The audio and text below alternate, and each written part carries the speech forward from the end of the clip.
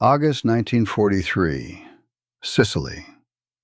Messina wasn't a finish line on the plan. The Germans didn't make it one. Two allies did. Patton and Montgomery, according to staff accounts, made a deal. First to Messina wins. Patton reached Messina first. Montgomery never acknowledged it. But that's not the story.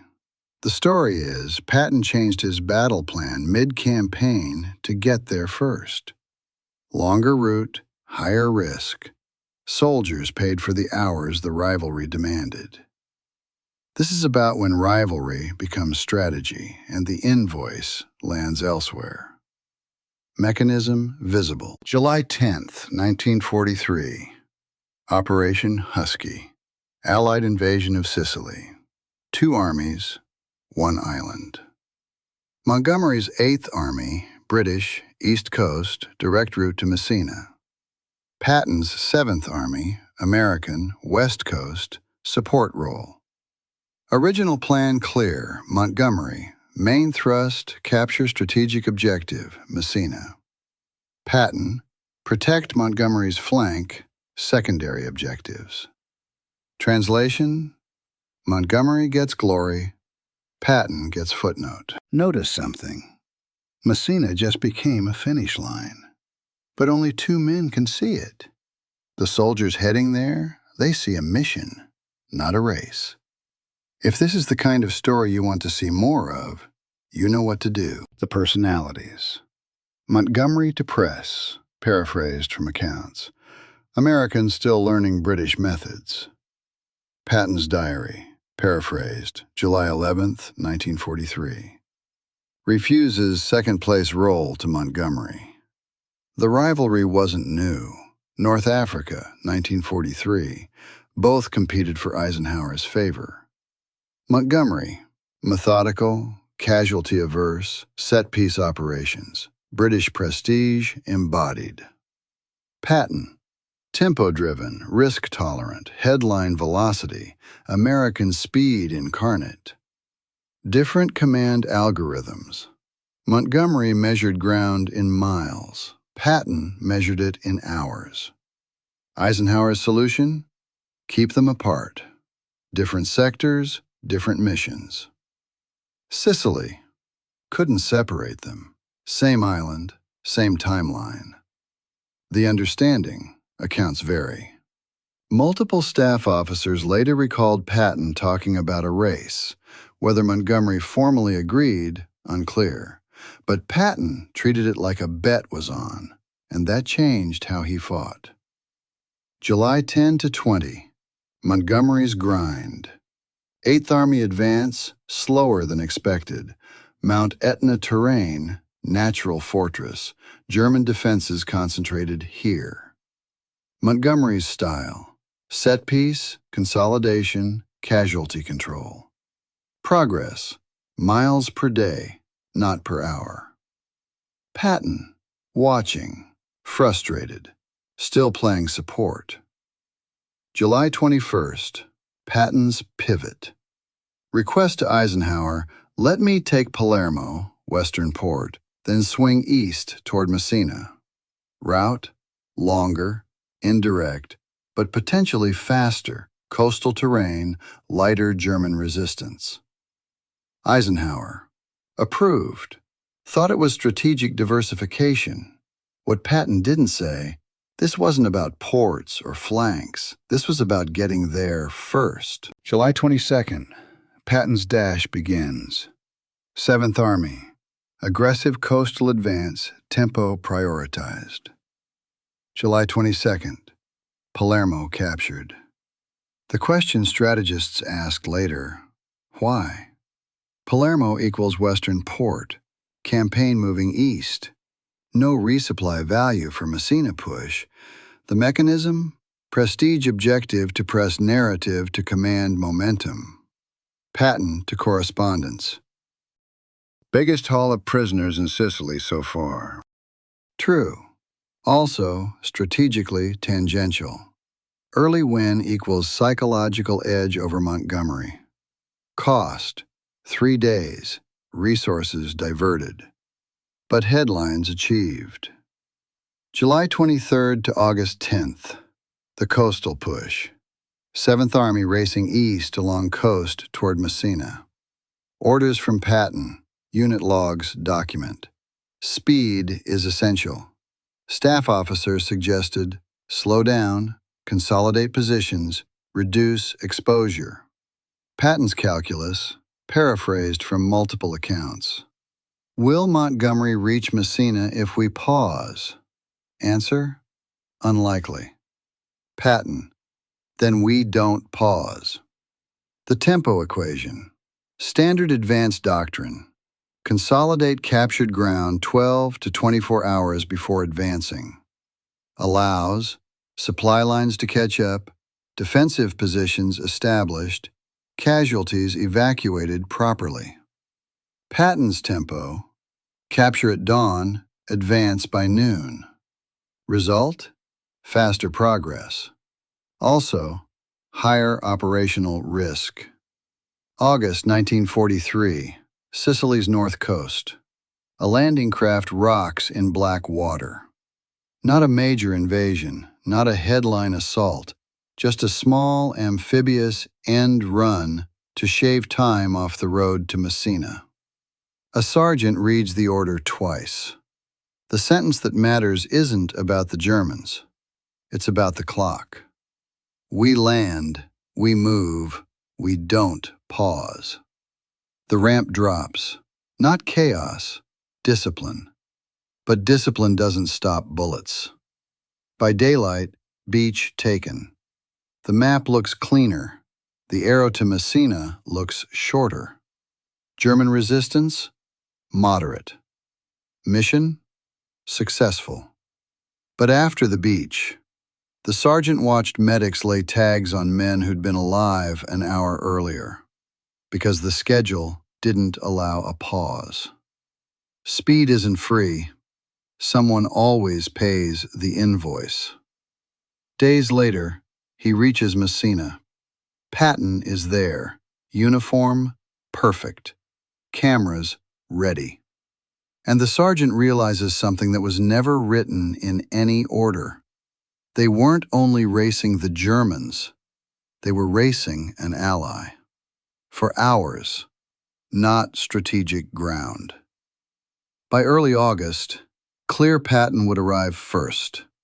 Montgomery's 8th Army, still grinding through Etna fortifications, methodical, slow, safer. Patton's 7th Army, racing along coast. Fast, risky. Operational costs mounting. August 10th to 16th. Final sprint. Patton to staff. I want to be in Messina when Montgomery arrives. Not if, when. Brought war correspondence with advance units. Victory being staged before city even captured. August 17th, 1943. 0900 hours. 7th Army enters Messina. Patton. Personally led advance units into city. German resistance collapsed. City largely abandoned. Germans evacuated to Italian mainland. But Patton didn't just capture Messina. He wasn't only taking a city, he was taking the photograph of taking it. Multiple accounts describe what happened next. The scene, reconstructed from correspondent reports. War correspondents. Positioned for arrival shots. Photographers. Ready at key intersections. American flag. Prepared for ceremonial raising. Patton. Full uniform, positioned prominently. Time, 900.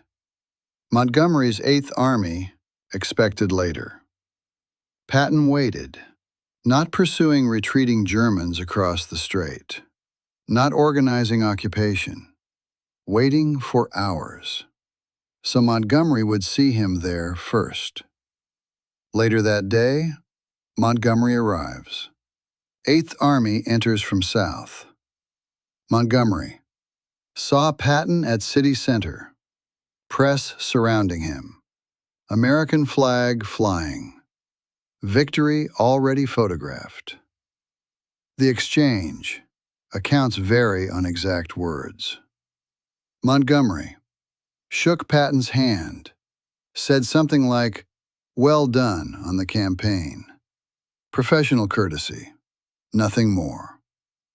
Patton expected acknowledgement of the race. Wanted recognition he'd arrived first. Got handshake. Brevity. Montgomery moved on to organize his forces. Patton's diary, August 17, 1943, paraphrased. Montgomery arrived hours after us. Said nothing about arriving first. Typical British response. Montgomery's memoir, published 1958. Sicily campaign successful. Patton's 7th Army and my 8th Army both performed creditably. Messina captured on schedule.